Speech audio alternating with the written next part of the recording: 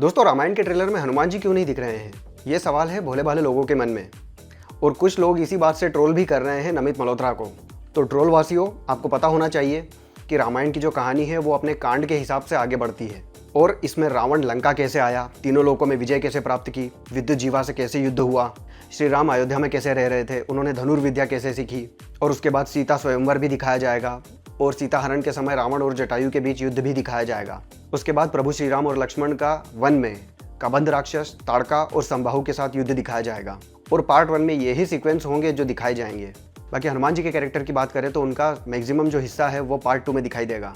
लेकिन सनी देओल ने एक इवेंट में कहा है कि उन्होंने थोड़ा सा हिस्सा जो है फुटेज जो शूट किया है वो पार्ट 1 के लिए भी है। बाकी उनकी मैक्सिमम तैयारी जो है वो पार्ट 2 के लिए चल रही है। इसका मतलब ये है कि पार्ट 1 के लिए जितना शूट किया है सनी देओल ने, उसमें प्रभु श्री राम और हनुमान जी का मिलाप हो जाएगा। और इस पार्ट 1 में हनुमान जी की एंट्री एकदम क्लाइमैक्स में होगी, जहां पार्ट 1 एंड हो जाएगा, जो ऑडियंस के मन में पार्ट 2 के लिए उत्सुकता बढ़ाने का काम करेगा।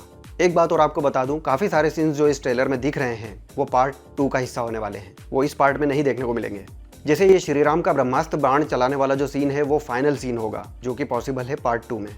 और बहुत सारे सीन जो इस ट्रेलर में नहीं दिखाए गए हैं वो इसी ट्रेलर में देखने को मिलेंगे, जिसमें सबसे बड़ा सरप्राइज होगा हनुमान जी की एंट्री। नितेश तिवारी को हनुमान जी को फिल्म तक रिवील करना भी नहीं चाहिए, क्योंकि जो गूज़बम्प्स हनुमान जी को थिएटर में देखकर आएंगे एकदम सरप्राइजली, वो एकदम से अभी रिवील कर देंगे तो वो तब नहीं आएंगे। जैसा तेजा सज्जा की हनुमान फिल्म में हुआ था, किसे पता था कि हनुमान जी उस फिल्म में ऐसा एंट्री करेंगे। ठीक वैसा ही रामायण में होना चाहिए। देखिए, हनुमान जी श्री राम को तब मिले थे जब श्री राम को हनुमान जी की सबसे ज़्यादा आवश्यकता थी।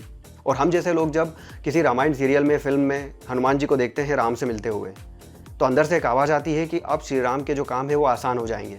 और इसीलिए मेकर्स की सोच रही होगी कि हनुमान जी को सीधे पर्दे पर ही दिखाते हैं, और तब जो इम्पैक्ट पड़ेगा ऑडियंस के ऊपर वो ज़्यादा महत्वपूर्ण है। बाकी अगर आप लोगों में जल्दबाजी के कारण इच्छा है हनुमान जी को फिल्म से पहले रिवील करके देखने की, तो यही सही। मेकर्स ऑडियंस के इस दबाव में आकर हो सकता हो हनुमान जी का लुक जो है वो जारी कर दे, या उनका जो ट्रेलर है उसे प्रस्तुत कर दे आपके सामने। लेकिन क्रिएटिव थॉट प्रोसेस के हिसाब से अगर देखें तो ऐसा नहीं करना चाहिए। जय श्री राम।